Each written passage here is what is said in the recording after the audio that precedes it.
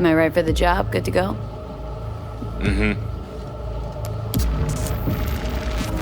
The camionette. 2035-07. 3 seconds before, poof. We try to learn where the camionette come from. Van's definitely a custom job. I see you not know also. Hey, just trying to piece facts together. Tech looks pretty advanced. Doesn't scream meathead to me.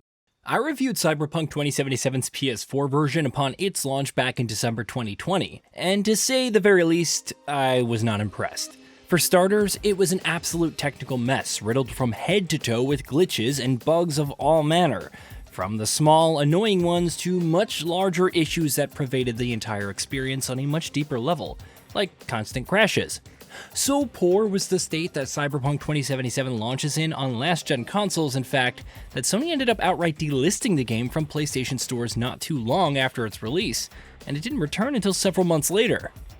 Then, a little over a year later, in early 2022, Cyberpunk 2077 came to the current-gen consoles with several patches under its belt. But in my review of the PS5 version, I was still far from enamored with the game. Sure, over the course of several months, Projekt RED had eliminated many of the action RPG's biggest technical issues, but many of my problems with the original experience had as much to do with its design and gameplay choices as they did with its technical state.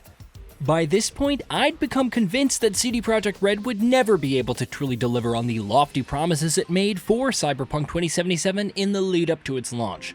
Even if it was polished to a sheen, there were significant issues with the game's open world, moment-to-moment gameplay, RPG mechanics, and much more that I felt would always exist short of a total redesign, which you hardly ever see for a single-player game in particular. And yet, that's exactly what Projekt RED has done. Cyberpunk 2077's Update 2.0 launched recently, only for PC and current-gen consoles, and where previous patches for the game were largely focused on polishing up the experience and ironing out its technical deficiencies, 2.0 turns its attention to the actual gameplay experience. Across a number of areas, Cyberpunk 2077's newest update has made radical improvements, whether that's through the collective efforts of a number of small iterations or through surprisingly in-depth overhauls of entire systems. The result is a far, far better game that comes much closer to hitting the highs that CDPR had promised it would nearly 3 years ago. Take Night City for instance. Even back at launch, Cyberpunk 2077's open world looked excellent and boasted some truly outstanding art design. But the open world experience was sadly let down by a number of issues nonetheless. There was minimal interactivity, the environments, even though they looked cool, felt static and lifeless, and on the whole, it just felt like a very shallow open-world experience. After Update 2.0, however, Night City is not only a place that's great to look at, but also one that's a lot of fun to be in. No, it doesn't have the emergent reactivity that you'd expect from many other modern open worlds.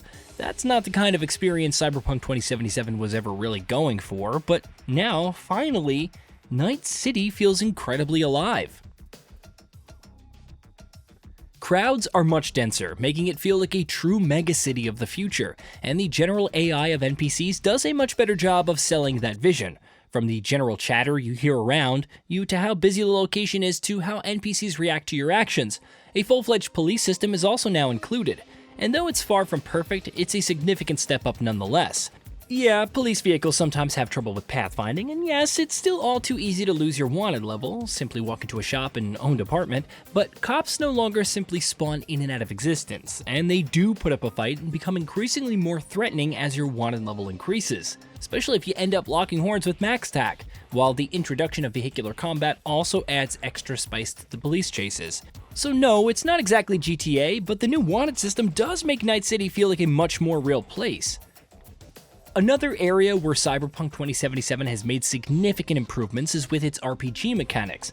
Thanks to a complete overhaul of its skill trees, you still have the same 5 attributes pertaining to different paths of upgrades, each having its own tree, but the improvements made to the progression system are numerous. The rewards you get for unlocking perks, for instance, are much more, well, rewarding. That remains true regardless of whether you're unlocking starting perks or are significantly deepening in a specific tree, with the game requiring you to put some actual thought into how you spend your skill points and attribute points. Not only is it a much cleaner and more engaging progression system, the result it produces are also much more tangible, with the game now boasting legitimate build variety in a way that it never could before. Clear improvements are easy to spot when it comes to the moment-to-moment gameplay as well. Specifically, combat and stealth in Cyberpunk 2077 are now an absolute blast. Some things that the game did get right, even in its original less-than-stellar form, was the variety of weapons the game used to offer and how good pretty much every single one of them felt to use.